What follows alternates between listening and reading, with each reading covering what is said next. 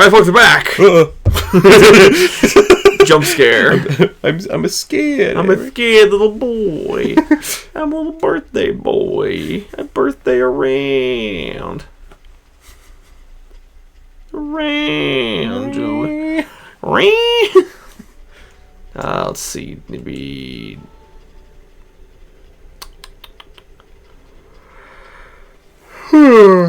Yeah. That reminds me, Eric. Yes. Your yawn. No, we were talking about... Are you also eepy, Joe? I feel a little eepy. Eepy together. But, no. We're not beating the allegations. Continue. Never beating the allegations. I brought up Yu-Gi-Oh! Last time. Have you heard the debate going around?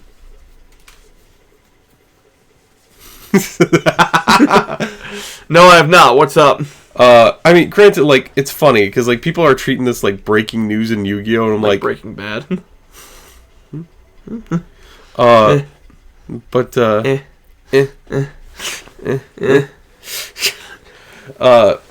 People are, like, talking about this like it's the like... fans were like, shut up and let him talk! So people were talking, like, about this, like, debate, like, it's, like, new stuff, and I'm like, I feel like people have been... been like debating this for years. Yeah. The big debate of whether or not they should ban Ash Blossom? Yeah. Yeah? Yeah. Yeah. What is your stance on this? I feel like if they did that, they would have to get rid of like the other hand traps too. No. No? See, Ash Blossom is a massively load-bearing card because they've been building decks around Ash Blossom for years now. Some decks that play around it, like instead of adding the card to your hand, it sets it. Mm. And then they have decks that play around Ash by simply playing through it. Mm-hmm. Like, they're able to play just, like, Ash Blossom just doesn't affect them because they have, like, 5 different backup plans. See, I've heard the two arguments being that, like, the people who want it think it's a necessary evil, and then the people who don't want it, which I can see both sides, but I tend to lean more toward the latter of, I don't like that every deck I build, I have to reserve 3 spaces for Ash Blossom. I'm not crazy that, like, I have to, run less engine just to run this side, People are saying, like, oh, the standard, like, amount of hand traps you should have in your deck is, like, 14. And I'm like, that's awful. I hate that. Yeah. I mean, you technically don't have... No one's making you run them, but, like... Well, there are some... You kind of have to compete. There are some decks that also don't do that. Granted, yeah, but I feel like that's more the outlier than the norm. Yeah, I agree with that.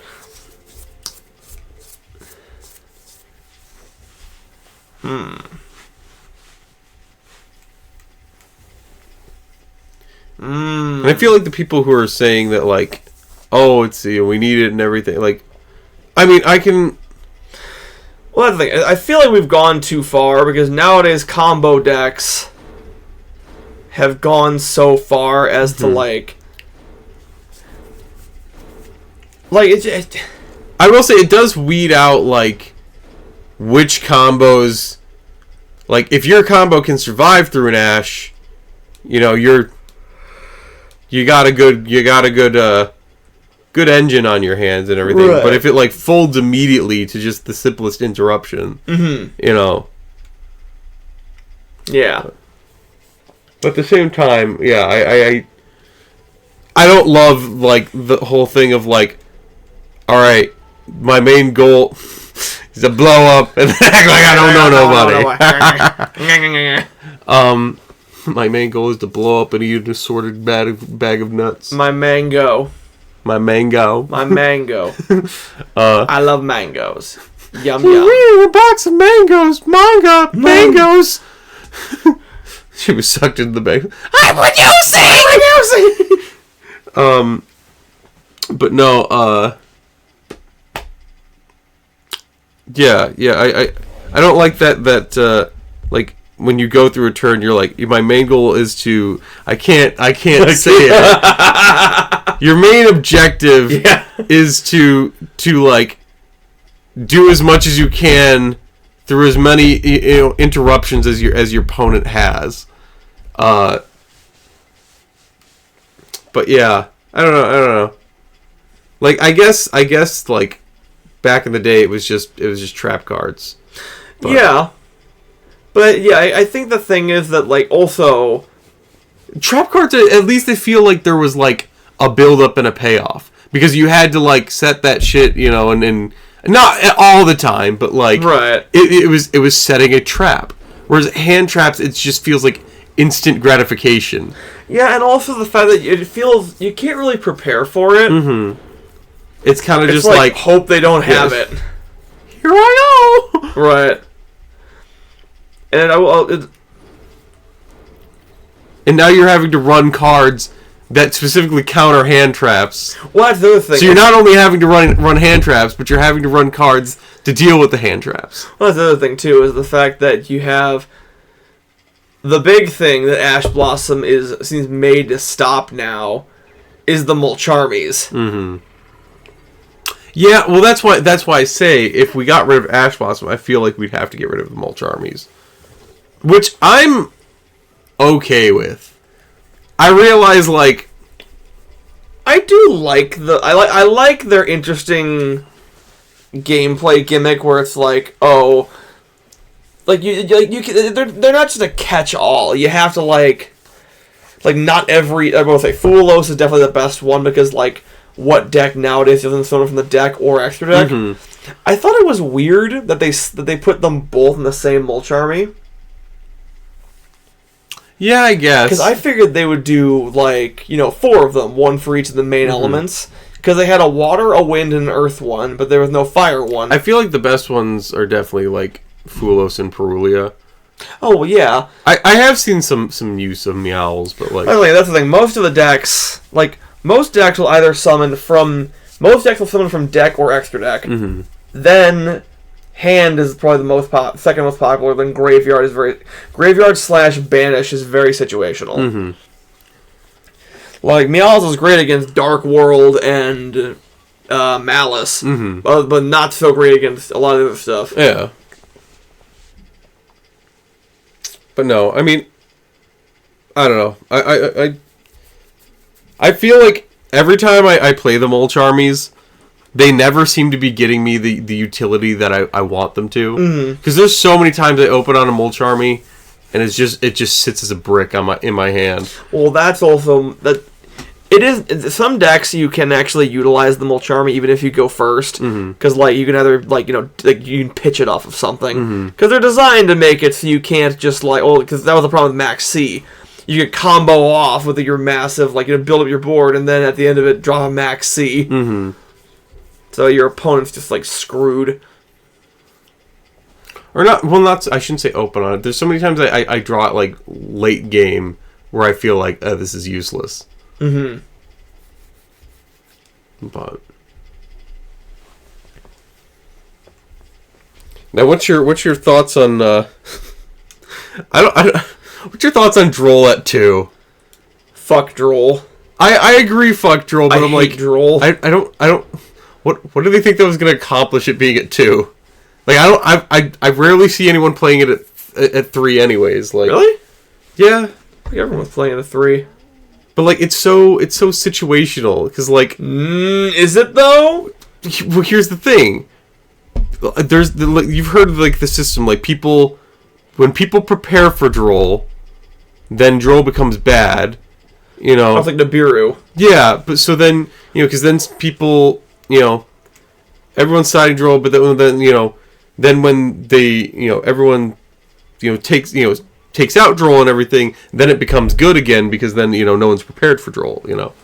But fuck, to do it again. Nib's another one that I feel like is just too situational for me to love. I mean, most decks they're gonna summon a lot and everything. But yeah. But I feel like like you said with Ash Blossom, I feel like a lot of decks now specifically play around Nib. Yeah. So that like, well, with a lot of decks, you kind of have to like. You have to be able to make an answer for it within your first 5 summons, or else you're just cooked. Mm-hmm. Like that was the big thing with the new DDD support. Was like, oh, they had an answer to Nib, mm-hmm. and then also had a way to pendulum summon twice, which is nuts.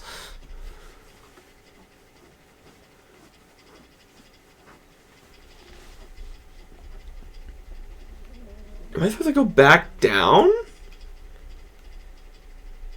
I see question. Let's try going back down. See, now I'm starting to get the whole Metroidvania thing here. Is there a lot of backtracking Metroidvanias? Or? Yeah. Yeah.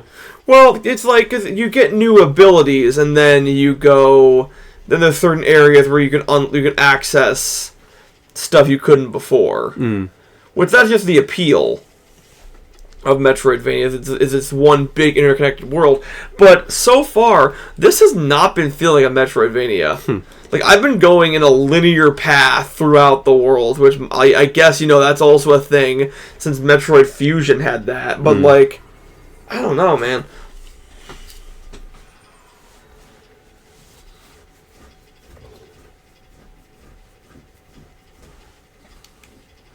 Yeah, did you see that they're coming out with a new Castlevania? Oh, they are? I did not know that. Yeah, I think it's called like the Curse of the Belmonts or something like that. I can access. That's where I needed to go. Swag. You just say swag. And this the year of our Lord. I've been saying 2026. Do you remember your swag shirt, Eric? I do. I probably still have it. It's around here somewhere, lurking.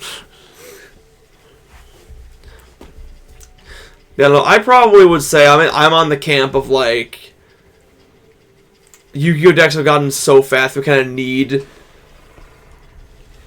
Okay, I guess you can kind of think of the Handtrap situation as kind of like I would just love that like if it came down to which deck's combo was better instead of just who can out the Ash better. I feel like Ash isn't enough anymore. Like, one Ash... Like, most competent and, like, top-tier decks, one Ash Blossom isn't enough to end your whole combo. I suppose. And it is kind of it is kind of a fun game to be like, oh, can I bait the Ash Blossom? Because can you imagine branded Fusion without Ash? That'd be ass. That would be ass, wouldn't it? Well, ass for you, I suppose. Oh my god, I fucking hate Branded. Yeah. Oh my god, I'm so sick and tired of that What deck. you got wrong with Brandon, Eric? Oh my god, I don't even call it Branded anymore. I call it Brain Dead. Brain Dead, damn. Because I'm just so fucking sick of that deck. The only person that gets the pass is Chris. What crispy branded fusing? He does Branded Voiceless Voice. You know what? I'll give it that because like at least he's stuck with Voiceless Voice for Oh yeah. Well, I feel like Branded, at least in that case, is more of like it aids the deck. It's a vehicle so you can play Voiceless Voice better. He does like Branded, mind you. Yeah. But he also like it's more to play Voiceless Voice. It's kind of like with like how I'm playing Shadal Draco Tail. I like Draco Tail enough, but for me it's more of a vehicle which I can play Shadals in more efficiently. Yeah. Well, you know my opinion, like I'd always rather play a deck pure than like have to tech in like I know like for a while like everyone's like, "Oh, you always need to run the Bystials." And like I don't want to though. Like, get those things out of my deck. Right. I want more of my monsters. Right. They are cool looking, but... Right. We're almost there. Oh, sorry. You're fine. You can reach the control room from the elevator ahead. I've been gone for over 120 years. 120 years gives you such a crick in the neck. An oddly specific number. I hope the gatekeeper doesn't wake up. Why did you say that? So the gatekeeper's gonna wake up. I'm guessing so. Ah, shit. Ah, shit, dude. I knew it! It's activated! And on that note... Ah, shit, you're right.